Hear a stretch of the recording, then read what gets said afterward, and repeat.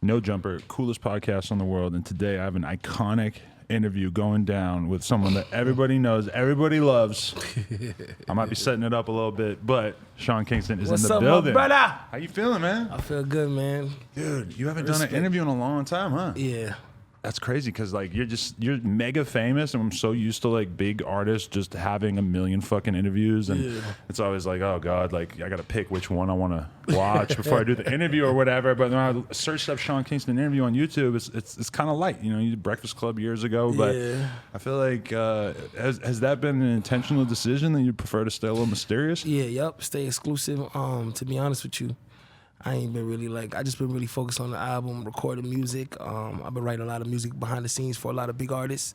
So I mean, that's where most of my time, you know, running my label, time is money and all that type of stuff. So when it came to the interview side, I didn't really want to do much of it because I didn't feel like it was time. But now I'm about to drop I'm dropping my album's done. We're starting to roll out single after single. So I feel like, but I've been a fan of the show. I definitely. Yeah, you tapped in a while ago. I was wondering if you were ever actually going to make this happen. I was fucking hyped that it actually is, dude. I love Adam, man. You got a good personality, good energy. So it's a blessing to be right here, man. I appreciate that, man. Yeah, when I was looking through your Instagram, I was definitely like, we haven't seen a ton of Sean Kingston in recent years, but at the same time, looking at your Instagram, I'm like, this dude is definitely not living the life of someone who hasn't put out an album in 8 years. The finances seem like they're just fine. I mean, you know, for me, like I said, I basically choose to see. That's why I'm glad that that's a good question. I basically choose to take a break. You know, I was in some bad contracts. See, a lot of this is a lot of times that people don't really hear this side. You know what I'm saying? Like people just try to cover this side up, but in all reality, the downside of the music industry is like it's political. You know, and I had some bad deals that I had signed when I was younger, so I couldn't really put out. I could, but it wasn't. I wasn't excited. I wasn't happy in the situation that I was in. So I told my manager, which is Warren G, like, yo, I met him years and years ago. He was managing Tyga. I ran into him backstage at Rolling Loud, and I was like, yo, I want you to manage me. And he was like, yeah, for sure, man. He gave me his number, and this guy right here changed my life. Like, really? I guess you could tell him more like how the situations. You got me out of all them bad deals. How do you go about something like that with an artist as big as him? Like the people who have him in bad deals probably don't want to let him out of them, right? Yeah. What was interesting is, Adam, when I first started, like, I met Sean 10 years ago. So me and Sean. Is there music playing somewhere? I think. Let's see. My bad, y'all. Fucking boombox over here. It's my phone. Got you. All good. Go ahead. Now the whole thing is, you know, I met Sean 10 years ago, just as a young, talented young man doing the music. So I was watching him. We weren't working together then, and you know, I looked at him bigger than life with the music, but I never knew what was going on, you know, in the intricate part of his life. I just knew that there was this young cat who got a deal at 17 years old and took over the world with his music. So later on, we ended up bumping each other 10 years later at Rolling Loud. And Sean approached me and kind of talked to me a little bit about what was going on in his business. And I was amazed because when he'd asked me to work with him, I was like shocked, because you look at this bigger than life talent, this bigger than life songwriter, artist, performer. He said, yo, you got to work with me. So we got together maybe about 3 weeks, 4 weeks after that, and I started kind of hearing the story about what was going on. And I realized that not only like how political the industry was, because I come from the industry, but he kind of opened up and said, yo, these are the kind of deals, these things are going on in my life. And I said, okay, we got to clean this up. Wow. And Sean gave me the opportunity to come in, because a lot of artists, you know, in hip hop and pop, sometimes the ego, people don't really let you in, and then you got a lot of gatekeepers. But it was really easy to work with Mama Kingston and work with Sean Kingston. And I got in there and just started figuring it out. And man, when I say Adam, the dude came in and just like, I think he's a secret magician, because he came in, and when I say he came in and clean shopped up, like the man came in the first 2 months, he got me out of my deal. The first 2 months managing me, he got me out of my deal. And you know, the third month, he brought me a $750,000 check for a hookah company from the Middle East. Wow. He just kept bringing different things to me. So the guys, you know what I'm saying, he's definitely, you know, we meet some managers, you know, they a lot of them talk a lot of stuff, but they can't really do. You know what I'm saying? Like this guy's right here is all action, man. Like he changed my life. So, but what one thing is too, Sean gave me the autonomy to come in with the right attorneys. So I brought John Brancan and Simran Singh and Devin, and he let the attorneys come in and work with me. So when we got the legal side involved, we're able to just go to work. And I got a lot of great relationships because it's all business at the end of the day, right? And so you look at agreements that were signed in the past, and then you say, wait a minute, this is not too favorable for the talent, the artist, and you go in there and work it out. So Sean really gave me that autonomy to do that, and I did that. So now he's free and clear from all those other obligations. Free and clear, you feel me? Free Got and a new clear. album, it's called Deliver, but the right way. Yeah. And control of all his masters, control of all his publishing, all his ownership. Shout out to Empire. I just did a huge deal with Empire. Like, Really? Huge, Yeah. multi-million I did not expect you to say that. That's Yeah, crazy. Damn, because we have so many like smaller artists who come in here and tell us that they fucking love Empire, but Ghazi. that's big. Damn. I mean, you know, I own my masters, I own my publishing. You know, Ghazi, that's shout out to Ghazi, shout out to Nima, man, Tina Davis. Like, they're a team that let you be, you know, you have your creative control, but you also, you know, own your majority of your music. And I feel like that's the part of the business where a lot of artists should be coming in right now, is the independent way. Yeah.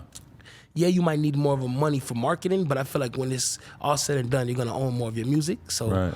and that's the best. That's the blessing side of it. And one thing I got to say about Ghazi, Adam, Ghazi's such an entrepreneur, and Ghazi is a Bay legend, but he comes from the tech world.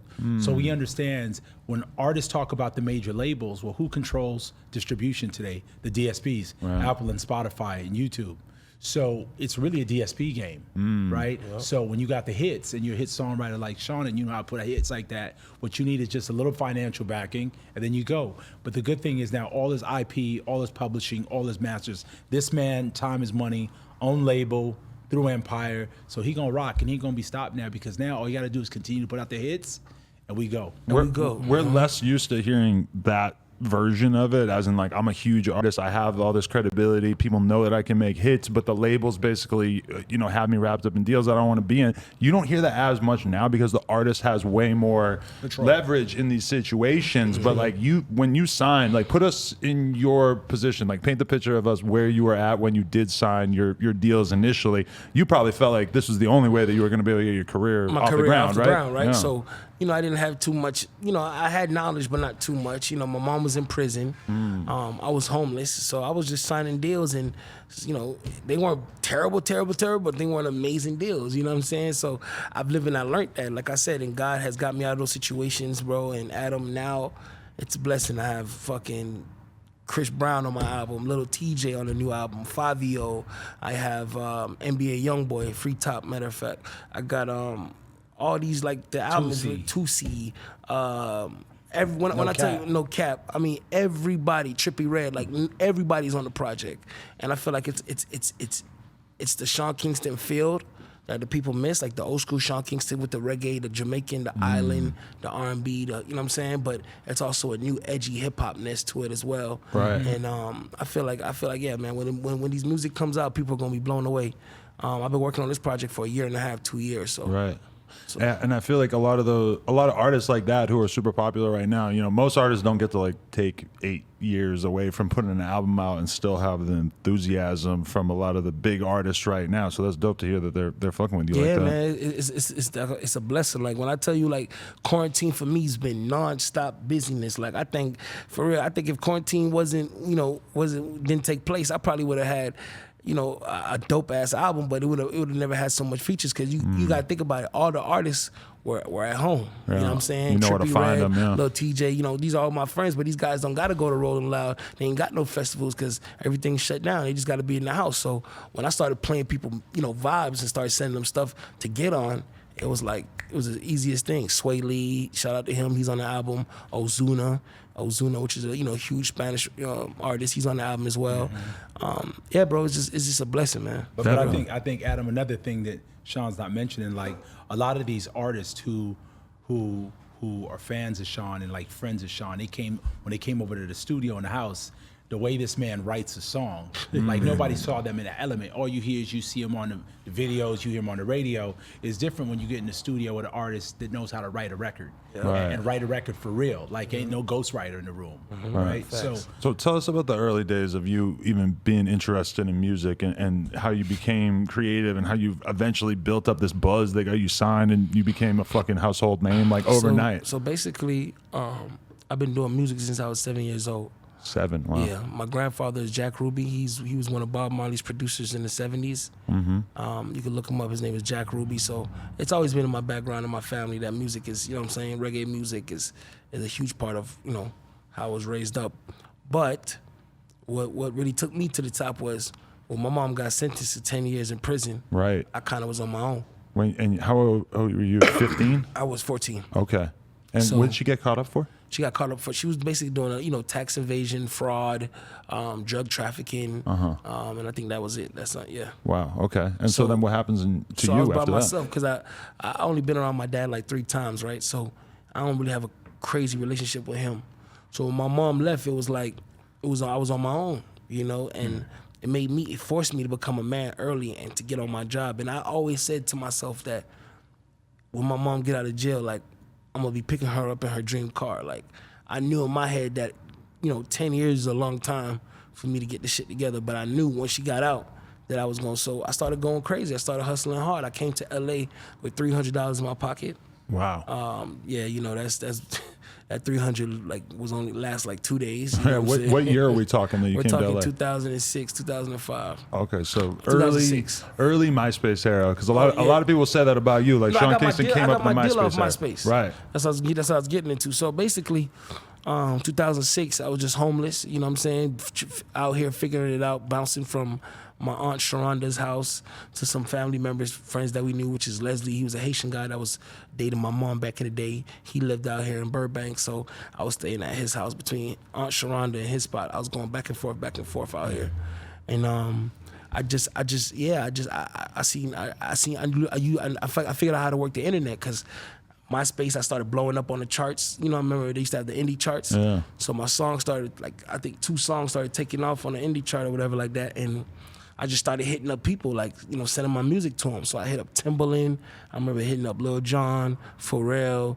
I'm hustling. I'm sending 400 messages a day, copy and pasting messages, just being on the grind.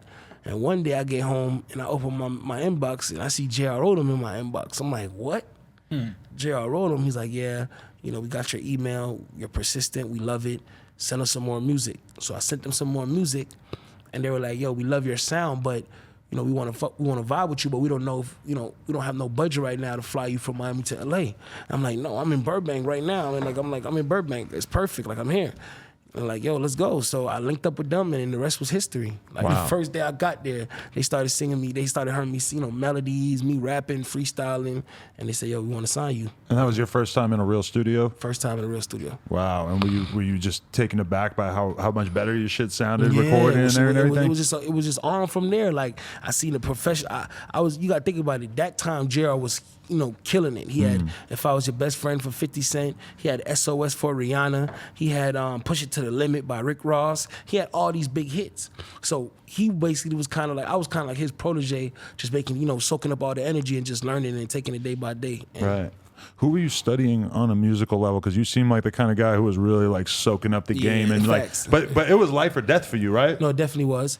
Because like I said, my mom was locked up. I was homeless. So it was either I was gonna get a job, which I was damn sure close to getting a job, but I just knew for a fact that my music would work. So I'm like, forget a job right now. I gotta try going full speed at this, and I did, and that's why I try to, even when I'm doing interviews now, I try to make sure that I inspire the kids and let them know no matter what you're going through, how you're going through it, you can make a way. You just gotta really just focus, get on your grind, and be tunnel vision.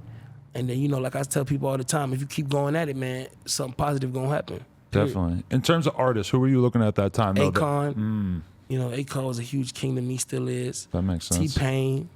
It was so funny because a lot of people don't know this. Drake was Drake. This is crazy. Like Drake was hitting up because I was around Jazz Prince and a lot of the Rap-A-Lot people earlier. So I never, since you add him, I gotta let you know. Like this is crazy right here. Nobody never knew this. Drake hit Jazz up back in the day. Like yo, I want to sign with Sean Kingston, and I'm just like Drake. So I heard Replacement Girl, and I'm hearing all this early Drake. I'm like, this guy's a star, right? And then they were like, oh, I think they said he wanted like $200,000 and a Maybach and something like that. But I had just signed. You feel me? So I was like, damn, I don't know if I got $200,000 right now, but I want to sign this guy. Like, and he ended up being Drake. But that shit crazy. So it's like that was a whole nother thing too. Like to see all these people was just hitting me up trying to. It was crazy, bro. Once Beautiful Girl started taking off, it was just like it was over. That paints the picture of where the world was at that time, because we've been in the Drake era for like 10+ years. So like the fact that you were just starting pre-Drake, that's pretty crazy. Just starting. Beautiful Girls came out, and it was just building up and. It was crazy, bro. But okay, were you going, when I think of you as being somebody who seems like a real master songwriter. Was that your intention? Were you studying somebody like Akon who was clearly making hits?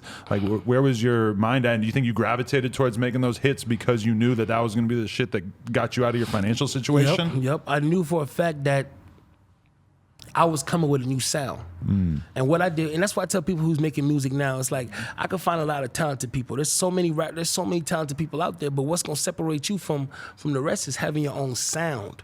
You know what I'm saying? Like the first 10 seconds a song come on, somebody got to be able to identify whether it's an ad lib, whether it's a, you know what I'm saying? It's something that they got to be able to, identify you. And once you got that sound created, I feel like everything's gonna fall into place after that. So I was ready, I was just studying the market, and I was just like, wow. Akon got T-Pain, the Convict Music.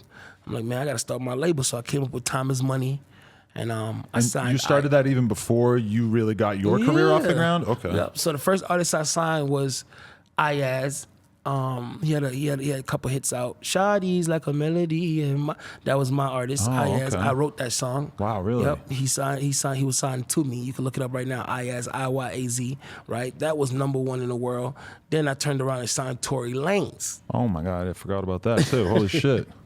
So I signed Tory Lanez, and it was just crazy, bro. Like I was just living a life. I had 2 amazing artists. I was, touring all the way, with Justin Bieber, all that, and you know what I'm saying? Who you had a video with when he looked like he was yet to even begin puberty. He was so fucking young when that video with you. It's crazy. Yeah, it's crazy, bro. Like this dude was 15, 16 years old. Right. And I seen it right away.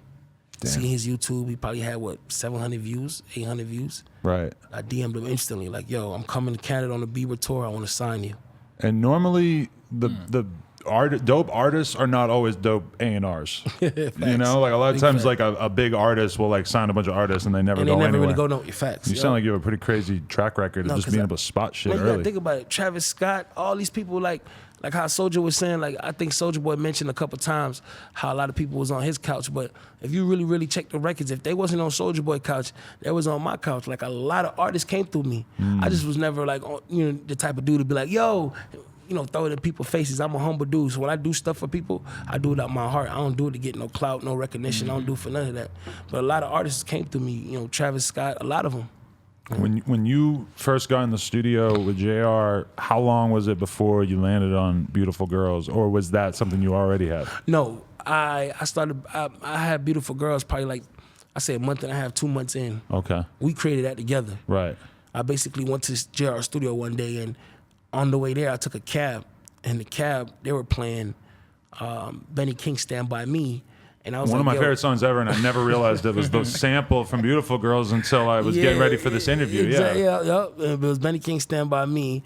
I was like in my head while I was in the cab, I'm like, I wonder if anybody sampled this already. Then I started looking on YouTube, looking in Google. I'm like, wow, nobody sampled this? Well, we're going to do this today.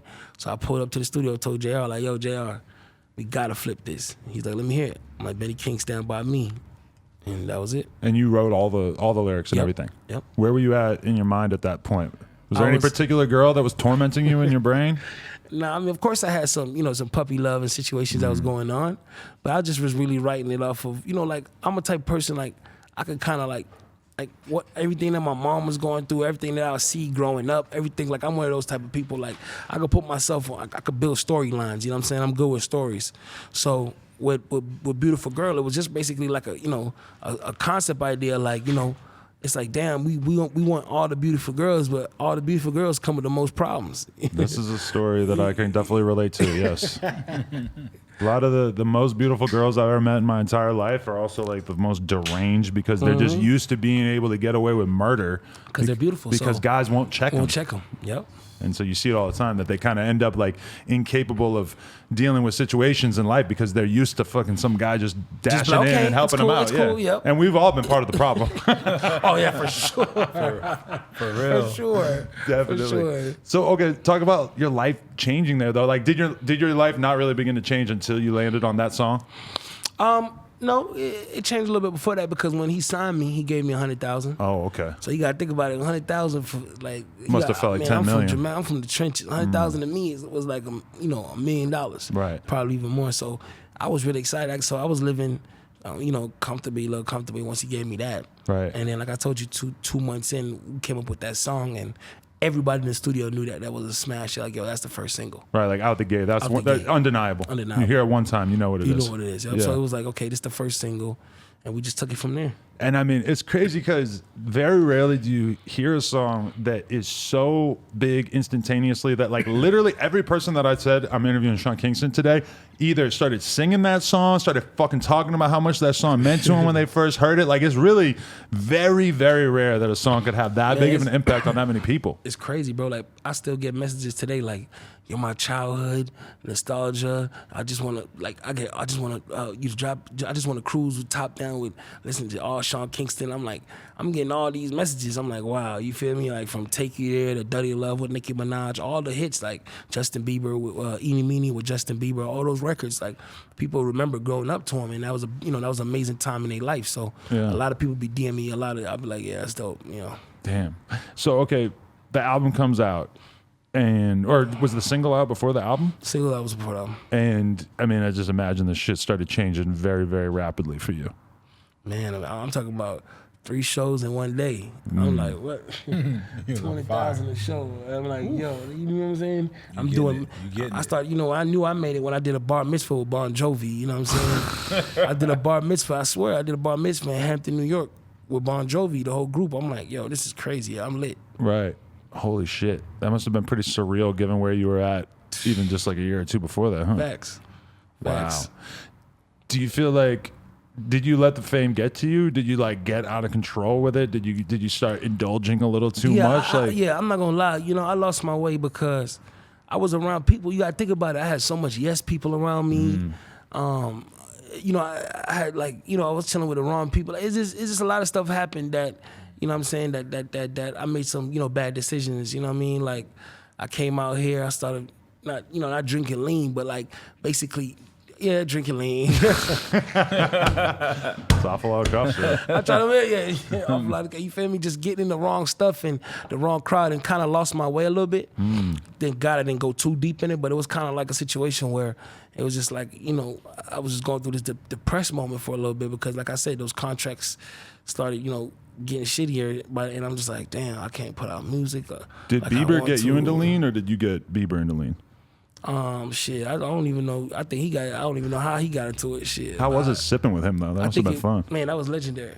That was legendary for sure. But I was just like, damn, Bieber, you messed up activist. Like, right. I love you. So you're on board with that theory that he's the one who got it banned? I think so. Man. Oh my God, it's official now. You don't remember how much you were paying for a pint at the time?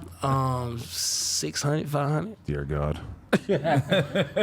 200 a line for walk now. I look at them nigga, I be like, what? Like, nigga, this shit, the best shit, which is activist, was 500, 600. I'm like, what's going on now? Right. I get too much EDD money, man. That's crazy though. Changed the whole shit. You guys were young as fuck and just living that young pop star life. Do you feel like you didn't have enough voices who are sort of leading you in the right direction and giving you the game and telling you to be careful and move slow? Yeah, like how Juan G came into my life. Nah, I just had people looking at me as a dollar sign and just try to milk the situation. Damn. I ain't never really had no father figure. So you gotta think about it, like my mom gone and people just coming in and out of my life. It was just, Right. Yeah. So did you actually ended up picking your mom up in her dream car? Oh yeah, for sure. How was that experience? That was amazing. That was a red on. Her dream car was a red Continental GT with tan seats. Right. And I picked her up in a red Continental GT. She had the car for like two and a half years. I'm like, Mom, I'm gonna sell this car. You do not drive this shit. Like, she started collecting dust in the garage. I'm like, all right, cool. She's She not a didn't driver? I mean, she go to the beach here and there and little stuff, but she wasn't really whipping that shit. Like, Right. So were you having to like explain to your mom over the phone what was happening in your life? She must have been pretty astounded. She was, but she was also worrying about her commissary too. Like, all that shit sound good, but I need some money on my books. I'm like, Mom, don't worry. Like, I'm really actually, becoming a big artist. Right. She's like, we'll see. Not on like, but like just, not, she believed in me, but for sure she believed in me. But she was just like, everything just sounded surreal at the moment. Yeah. Then she started seeing like, oh wow, like he's on Jimmy Kimmel, he's on Today's Show, like, you know what I'm saying? Because there must have been a point where it spilled over and all of a sudden she's just seeing you on TV and it's like, yeah. oh, okay, he's not just saying this. This is real, yeah. Man, they started treating her like Beyonce in jail. They was running behind her. She was getting free meals, extra stuff. She was getting all type of, they was letting her bring in scarves, all type of shit. They was flooding her. Wow. That's amazing. So, okay, you would characterize the next few years of your life as just being on tour and just basically living this life, or how did the next couple of years play out of your life? It was just touring and, like I was, you wouldn't believe it, Adam. Like, for a dude, like before Corona, I missed out on $2.1 million worth of shows with no new music out. Why is that? Because I guess, the pandemic. Why did you miss out? Oh, before? Right before the pandemic came, I had $2.1 million worth of shows booked already. So you are already ready to do a big return to the live scene. Yep. Okay. And then the pandemic came, and I was like, shit. But Adam, he tours like that consistently every year without, like the music is so infectious that like even if he didn't put out a record, he would still tour for $7-8 million a year. Yeah, because I mean, when you have a catalog like the one that you have, I mean, there's all kinds of different, there's radio festivals, there's sort of like overall music festivals. Facts. Like you could fit into a million different, like you could probably be on a big Rolling Loud spot. Man, I was doing so much. I don't even believe it, bro. Like I had so much that we had to start sending deposits back. I'm like, Crazy. damn, this Corona shit really, you know what I'm saying? And then boom, God bless me, started, opening this guy doors to let Juan G come in and, bring shit back to life. That's teamwork though. But that's what happens when you have a great partner. Like the partnership is clear because I don't tell Sean what to do. Right. Sean's his own boss, his own man. I give him advice and then we look at that advice and say, okay, what do we think about that advice? So shout out to Caesar too, man. Yeah, Caesar, what's up, bro? Caesar, you gotta come in the camera a little bit, man. You got to. This dude right here is the dude that records all my music. Oh, okay. He's the engineer. He's the producer. This guy right here is a legend. You know what I'm saying? Gotta keep a good engineer I found around. him. Yeah, when I say this guy's a genius, like I found him through a mutual friend, and ever since then we've been glued together. Like if he ain't in the session, I ain't recording. Like it's like this, it's literally just like that. So I want to thank him because let the world know this guy right here is an amazing engineer, and all the music you about to hear, everything is mixed and mastered, all that shit by Caesar. So crazy. Well, shout out to Caesar.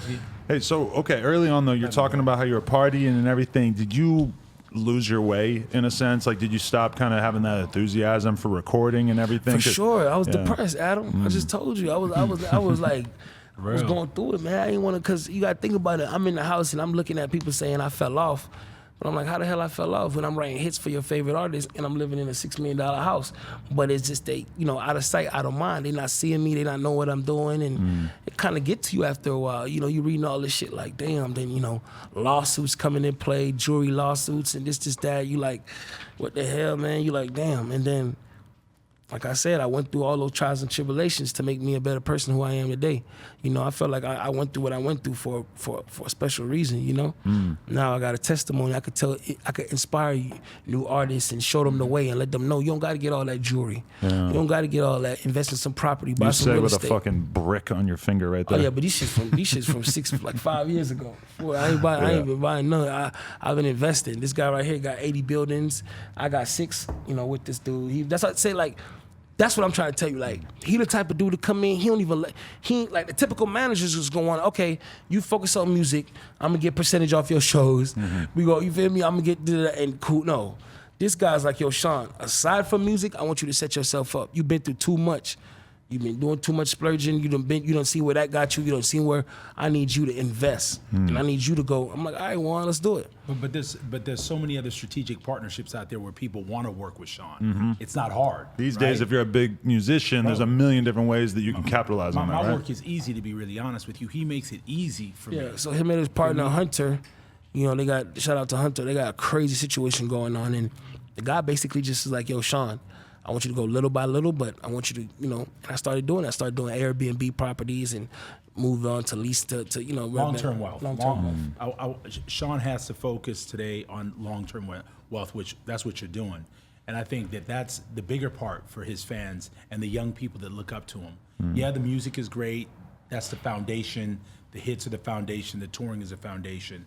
What is he gonna do? What is he doing 20 years from today, right? Where is Sean Kingston 20 years from today?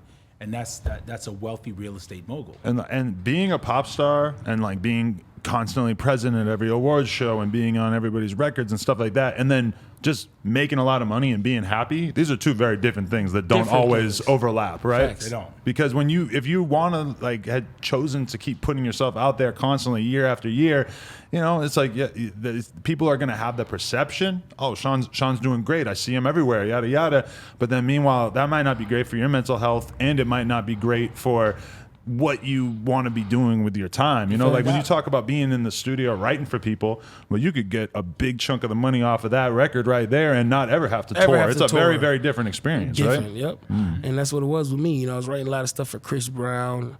I did the Mosey record, you know, with him, French Montana, the Migos. I helped out the Ayo record with Tyga. Like, you know, I was definitely there for Chris Brown, you know, behind the scenes writing a lot of stuff, and for a lot of other artists as well, you know. And I felt like this is where it really came to the point where it's just like, I want to come back out. Like, I want my fans to hear the new Sean Kingston, the older Sean Kingston, you know what I'm saying? Like, it's time again. And I feel like, you know, nothing beats itself. Like, right now, we got a lot of stuff planned, and I'm excited. Because there must have been a time where you kind of felt a little overexposed and where being super famous didn't feel as fun, and then all of a sudden being a little bit more anonymous and just being in the studio made you happy. But then once you've had enough of that, you start to feel like, damn, like I kind of miss having that relationship with the fans and really being on stage. Well, I guess you're on stage all the time regardless, but, you know, putting yourself out there and saying what you want to say on records and all that is something that maybe you've wanted to taste again at a certain point. Facts, yeah. And I wanted to go out there and do it. And I feel like, you know, I got him by my side. Shout out to 1G, 444 Management, Bethany. I got Empire, like I said. Shout out to Ghazi, Nima, and Tina Davis. Happy, the A&R, which I got a beautiful I got a beautiful A&R. His name is Happy. The dude is dope. So it's like we got a whole team. And I feel like, you know, that's together everybody achieve more, and that's what we on right now. So and I really feel like Adam, earlier in his career, he was doing all the lifting. Right. So when you're carrying the entire team, you get tired as a player. You feel me? So we have to we've made a decision as a team to let him be the star and the owner, but let's support him and let's carry him, because he was carrying everyone, right? Spending millions of dollars helping everybody out, giving a lot of people jobs that wasn't sometimes doing what they were supposed to be doing. So it's about I think it's getting fun for Sean now, because now he's able to look at his organizational chart and look at his team, and he could pick up the phone at any given time. This is what we're doing for you. Do you approve it?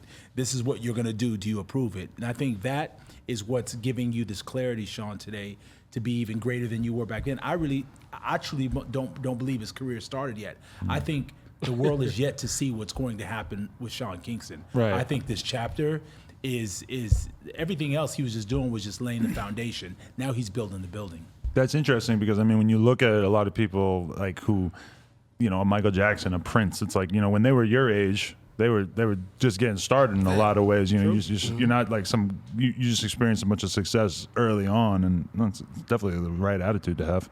Yep, and I'm excited, man. Like I said, I'm a godly person, you know, and you know, I definitely understood what it takes to, you know what I'm saying, understood what it takes to get back, and I feel like that's just hard work, determination, and hunger. You know, I'm in the studio till 8 o'clock in the morning every night, like just coming up with different concepts, different melodies, ideas. It's like just hungry for this again, you know? That time in the studio, is that when you feel like you're the most happy? Because, Yeah, I mean, if you're going to stay up till 8 in the morning, I would assume, but, you know, how much does that mean to you? Yo, when I tell you, I love the studio, I love it. Like, I could just live in there all day. Really? And do you prefer to be in there alone working on your stuff, or you prefer to be in there with a bunch of people? No, I don't or? like a crowd of people. Really?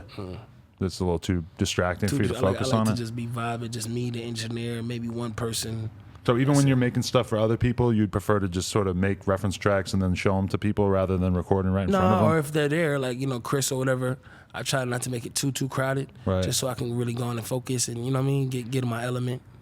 When you mentioned these jewelry lawsuits that you're dealing with and stuff, at a certain point, did you really just start to feel like you were a fucking punching bag for the media? And was that stressful? And did that take a lot of the fun out of being a pop star? Sure, it did, you know, and, you know, like a lot of people, you know, with the media, it just sucks because the fans believe what they read. You know, a headline could come out and that shit don't really mean nothing. You know what I'm saying? But they just TMZ or word it a certain way and, you know, headline it a certain way so they can get traffic. It's all clickbait, right? So TMZ will put an article out and it's like, damn, by the time you just looking at that, you're like, oh, whoa, Sean Kingston did what?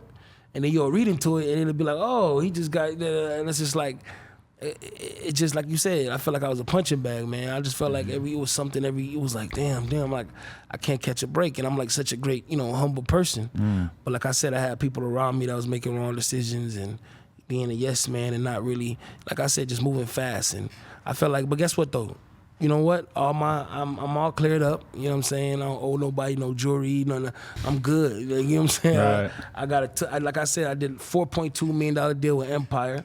You know what I mean? And I'm blessed. And another thing too, when we talk about like, and as soon as I got that, I started clearing up all this because I ain't want no karma. I believe in karma and I believe in doing. You feel me? So I made sure the first thing I did was just clear up a lot of the stuff that I needed to, you know. And when you so looked we at could start moving on the at music. that stuff, it was like a lot of jewelers, you know how they try to finesse the artist a lot. You feel me? And that's the stories that nobody talks about. Nobody talks about that. Nobody talks jewelers. about why. Yeah, I stopped paying for the jewelry because I was buying $300,000 worth of stuff, and I come to realize.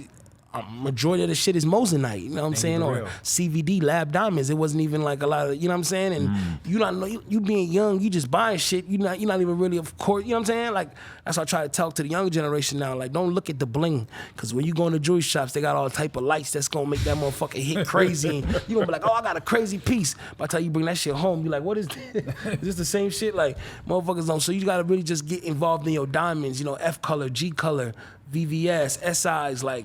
You know what I'm saying? Like, you got to know, you know what I mean? Like, what you getting. Did you ever have that moment where you're in the studio and you got all your jewelry on and you feel like you're the flyest motherfucker on earth, and then you got somebody who's a little deeper in the game and they sort of were like, hey, I don't know about that. It's not, might not be what you think it is? Facts. Ooh. I definitely. Anybody in particular? Tell us who told you. I wouldn't be able to say one off the top, but I definitely been in the room with, you know, some celebrities over here like, yo, Sean, like, that's a hard-ass tennis chain, but, you know, you might got some SI stones in there. And I'm like, what? SI, I paid $65 for this.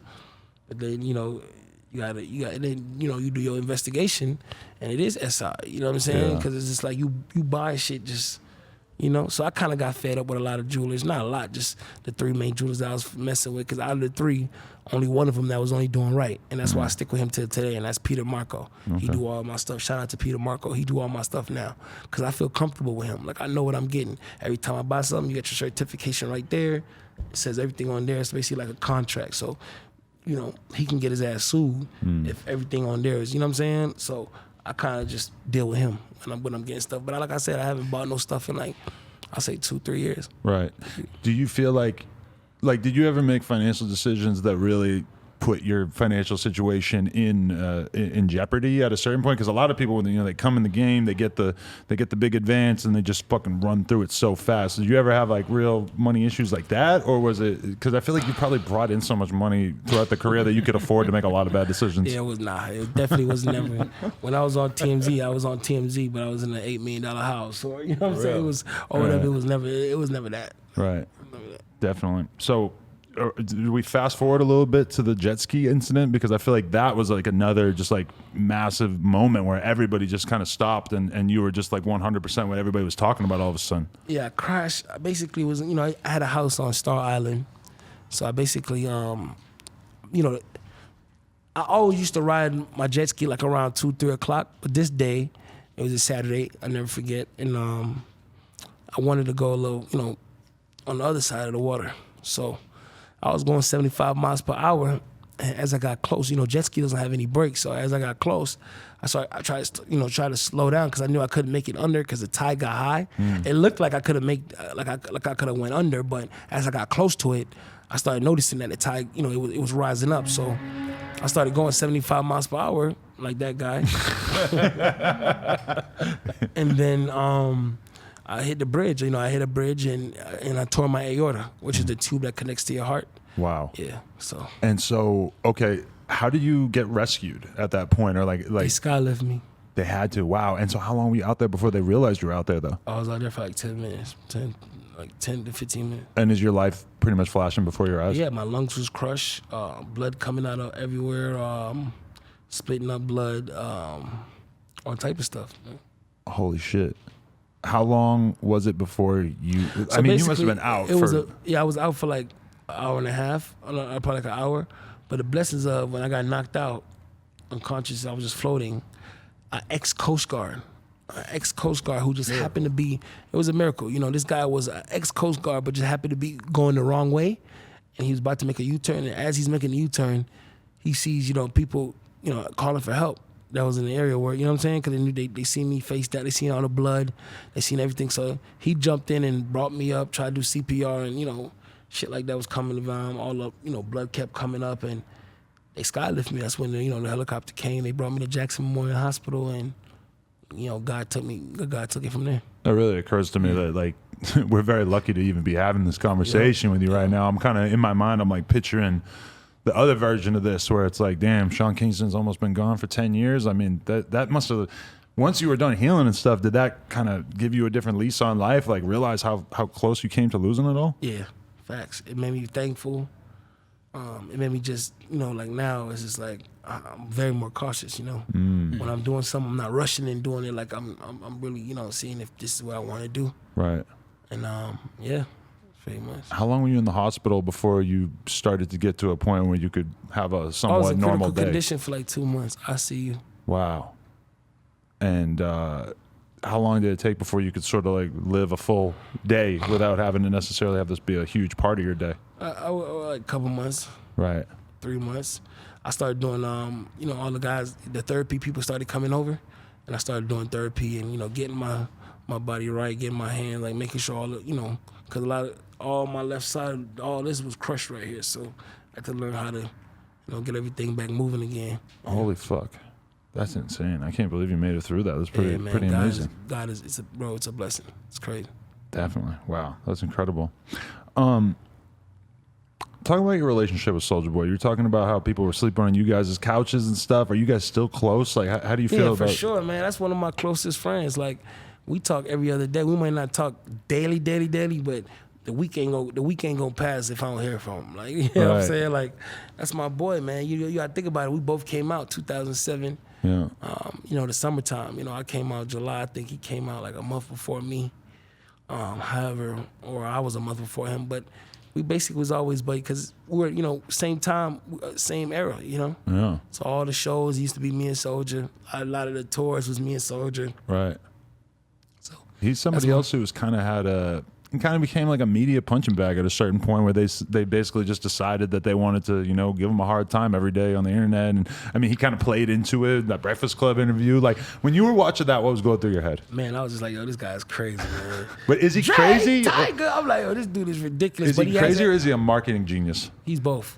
He's both. He's crazy, but he's a marketing genius at the same time. Right. Only reason why I say he's crazy because Soulja gonna act on whatever. If he feeling it right then and then, he gonna let you know. Right. He ain't gonna be like, all right, man, this is Adam 22. I gotta be politically correct. He gonna come on this shit and say, man, this nigga over there, man. I got 100 shots, man. Nigga, pull up, nigga, it's up. Like Soulja, come on, let's try to diffuse the issue. Like, let's not go straight. You know what I'm saying? Right. I love that dude though. That's my boy, man. Yeah, I mean, he did a No Jumper interview like maybe like 6 months before he did that Breakfast Club interview, and he gave me like a pretty like stable, I seen he fell normal. asleep on you, man. Did he fall asleep?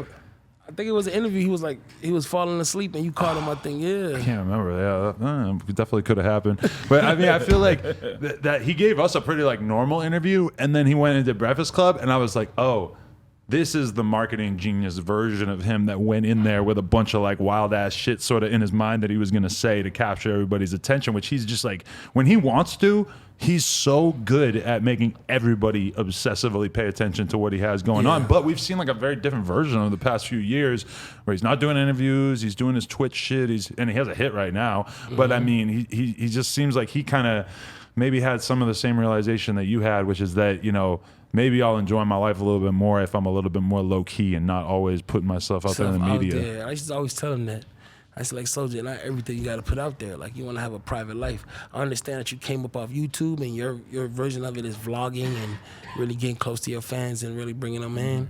But it was a lot of stuff that didn't need to be said. You know what I'm saying? Like, a lot of beefs and a lot of stuff like that. But, you know, everybody was young. You got to think about it, man. You give $1 million, you give, you know, $8-9 million to a kid that's, you know, 16. I mean, come on, bro. Like, what? I mean, you know, it's all come with a lot of shit. You know what I'm saying? Like, people don't think about that side of it. People just look like, oh, this nigga's an asshole. He's this, that. But it's just like, man, you gotta think about it, bro. Like, we're still young, but we're young with a lot of money. And people think your life is supposed to be easier because you have a lot of money. Because you have a lot of money. That's and the opposite. It's the opposite. So it's like, you know, you're going through mad different shit. You got people calling you like, yo, can I borrow $300? I used to change your diapers. And I'm like, so I used to change my diapers. I don't remember you, shit. Yeah. By nature of me being a baby at that time, I do not remember you. I remember, but okay, cool. Like, it's just, you know, you're dealing with all type of stuff, so. Holy fuck. Okay, I hate to do it, but I got to hit you with the iconic quote. I introduced you to Sean Kingston.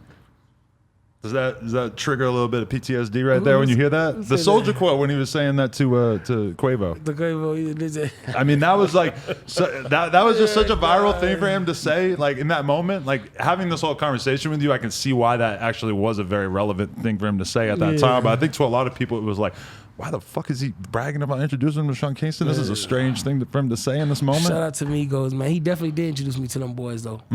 I introduced him to Travis Scott. I introduced Soldier to Travis Scott because Travis Scott was basically, you know, staying with me at my house. And I basically, you know, believed in Travis from like when he was a producer with Kanye. He didn't even have no music out like that. It was still early, you know? Wow. And him and his manager, David, was always, you know, at my spot. So I introduced Soldiers to come over there to record.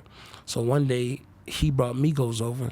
Because he was having all the big artists around that time. He had famous Dex around. He had Migos around. He had Soldier's like one of these A&R type dudes that if he had been signing artists back then, God, he would have the biggest label ever. He would be on top of the fucking world, bro. Facts. Like it was crazy, you know. So he was bringing Migos over, and I had Travis Scott at the crib, and when they both linked up, everybody was vibing, and that's when they made Sloppy Toppy, the Migos and Travis. So a lot of people don't even know how Sloppy Toppy was made, but that's how it was made. It was made because Soldier brought Migos over, and I had Travis already over there. So we basically let them introduce, you know what I'm saying? And they did their thing, and yeah. Were there any girls around? Was there any actual Sloppy Toppy happening?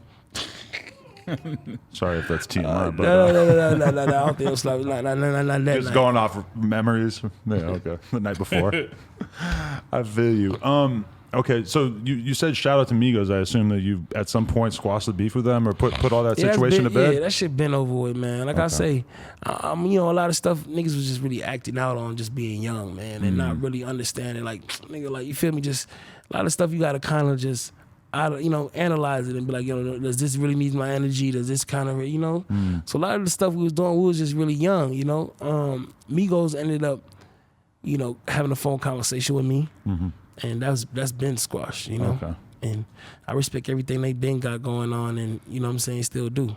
That's dope. They worked ethic. They always, you know, they all good guys, especially, you know, Offset and Takeoff. Those was like my you know, my brother's brothers. Like we used to talk every day. So ain't nothing but like I said, once you get older, you focusing on the money. You focusing on getting it right. Bringing back feel good music. Letting my fans like all that beef stuff and that negative vibes. We passed that. We ain't even really, Yeah, because I mean, when you even think about that era in time of Soulja and Migos beefing and you being sort of wrapped up in it and stuff, when you think about like where Migos are at right now, it's kind of hard to imagine them being involved in some shit like that now. It just kind of seems sort of childish in comparison to grown-ass men trying to make money out this shit, you know? Yep. Yeah.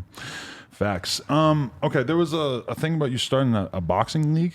Is that still a possibility? Some investors was trying to do it with me, and we was trying to get it done, but some licenses issue came in bar. So okay, but yeah, because YK Osiris was trying to. He was trying to fight everybody. He was boxing little TJ. Right. That was at my house. Oh right, yeah. The house that I'm at now, the house that I bought in the Valley.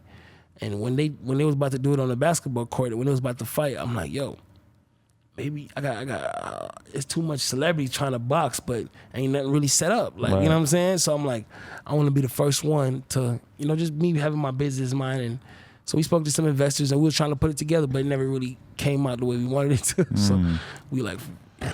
It's too bad because when you look at like what's going on with these YouTuber boxing matches and the TikTokers and everything, I always think back. I was just talking about this with Vlad the other day, that if that Soulja Boy and Chris Brown fight had actually happened, I think that would have been the entry point of all these rappers realizing like, oh, I can make millions off of doing a boxing match. That's crazy. The problem I think is that these YouTubers have like less to lose, and in hip hop, if you get your ass beat, it's kind of hard to imagine the career necessarily being as strong after that. There's so much ego involved, you know? Yep. Yeah, I don't know. Were you ever thinking of actually boxing somebody, or you just wanted to be the Don King of the situation? The Don King. Yeah. Yeah, I ain't getting all sweaty and shit. I'll take the check from it though. Yeah, but you are a big ass dude, bro. When was the last time you beat somebody's ass? I ain't gonna lie to you, man. Listen, one thing about it for sure, my hands work. You feel me? Like they work. I'm from. You gotta think about it. I'm from Kingston. Like and people forget that. Like I literally was raised in Kingston, Jamaica. So there's a lot of stuff going on. I done seen dudes' heads get chopped over a parking space. I done seen all type of stuff. Like, chopped? Yes. Like off? Like hanging, like yeah, basically almost off. Holy fuck. It's all type of stuff. How often you go back? I got a house there. Okay. I go back. Last time I went was right before Corona, so it's Right. been like a year and some change. But I'm always there. You must be like a fucking god out there. How's that? Hey, I'm the ambassador. Yeah. I'm one of the ambassadors. Right, because there's like, I mean, who's the other like massive stars? Usain Bolt. Okay, yes, but musically, like I mean, Me, Sean Paul. I mean, of course, you got the Legend Vibes Cartel and some of the ones that's Damian Marley, and that's really growing in. But then like the international scene, I would say Sean Paul, Sean Kingston, Coffee right now. yeah. Damn, that's. I mean, they go hard for their people, though, huh? Facts. Like that, you feel Yeah, just man, that Jamaica, vibe. big up. They're super proud of you when you're out there and stuff. That must be a crazy feeling. Yes, sir, Ski. I watched a fucking documentary about Bob Marley, and I mean, a lot of us like whitewashed fucking people. We just listen to music and we're like, the music's great. His career was a fucking war. Like the story of his career is insane. I told you about that documentary. That documentary is legendary. Should win an award, bro. It's crazy. The craziest shit about it is I never knew that like political parties would necessarily be like completely wrapped in with gangs. Like that element of it was kind of mind blowing for me. That assassination scene where they showed like how he was gonna try to assassinate him while he was in the studio. Yeah. Crazy. Madness. Rest in peace. Okay, so this album though, I saw you have G Herbo on the first single. Is that accurate? Yeah. That's big. Yeah. Definitely. It's called Darkest Times. And it's coming. You know what I mean? Like I'm definitely like we damn near like real close from it. So I'm excited. Then like I said, I got a lot of people on the album. The album is called Deliverance. Darkest Times is really like we just warming them up. That's just like a setup record. You know what I mean? I won't even really call it my first single. It is because the first one coming, but we just laying the tracks with that one. But the song is out of here though. Definitely. Like it's a smash. So what would you say that you were inspired by in terms of like newer shit that's out, or just like what sort of made you want to go? I listen to everything, bro. You would be surprised. Like I listen to everything, like from Nardo Wick to the new Nardo Wick to Brett Fayez to Giveon to shit, Lauryn Hill. Sometimes taking it back, Miseducation Days. I listen to everything, bro. Everything. Definitely. Yeah. I mean, it's exciting. I mean, does it feel like an exciting time in your life? Like Man, you're I'm very excited, ready to be Adam. back I'm ready. and do this? Let's do this, man. I can't wait. I'm excited. The fans, y'all get ready. Deliverance is coming, man. First single, Darkest Times. After that, we coming with another one 3 weeks. So get ready. The ride is here. We off to the races. Definitely. Well, I'm excited. I mean, it's good to see you just in such a positive place and ready to do it. It's kind of it's a little depressing when you look at the Sean Kingston Spotify and you're like, damn, this dude ain't dropped a project in mad long. Like, I mean, and I got 13 million monthly listeners. That's crazy. That is crazy. 13 million monthly listeners, and I ain't put out no music in 4 or 5 years. Like, that's crazy. Wow. So get ready. We on the way. That is crazy. I mean, yeah, that's got to be a wild feeling to really feel like you could Man, take that Adam, much time off and have that strong of a connection. I gotta ask you, man. Where are the girls at? Man, you be having a lot of girls around you, man. Mostly they're controlled by my girlfriend. Okay. I kind of leave a lot of that up to her. This dude is like a real pimp, man. Like I be seeing all type of girls around Adam. Like I know he got his relationship, but his girls definitely bring other girls around. I'm just like, yo, you must have the best situation ever. Like, let me tell you, Sean, if the music thing don't work out, there's a lot of money on OnlyFans. Yep. So if you're trying to get in the game, I think it could be very profitable for you. I don't know. It's just throw it out there. Yeah, but she holds it down, man. It's a fucked up new world we're in where a OnlyFans girl is kind of beating the fuck out of like when I think about like the dating scene pre OnlyFans, where it was like even the most successful like model or whatever was not really touching the rapper financially. Yeah. Now these girls are in their house with their iPhone and they're making so much money that they're more money than rappers. a lot of them, yeah. Wow. Wild time we live in. Wow. Crazy. You gotta find yourself an OnlyFans girl. You single? I'm single, man. Single. Single and planning on I staying single? I got a couple vibes, you know what I'm saying? I got a couple vibes. I'm a silent sniper, so we had a couple vibes, but I'm definitely single. I'm on the music vibe right now. A smart guy keeping it close to his chest. Respect. I appreciate you guys coming through for sure. Thank you guys, man. The legend Adam, shout out No Jumper. I'm a huge fan of the show. Appreciate that, It's a man. blessing. We here. Thank you so much. My brother. My guy. Appreciate you. Thank you, bro. Sean Kingston, No Jumper, coolest podcast in the world. Check us out on YouTube, SoundCloud, iTunes. Like, comment, subscribe, nojumper.com if you want to support, and we will check out your music live on stream Friday. Appreciate you, man. Thank you so much. Yes, sir.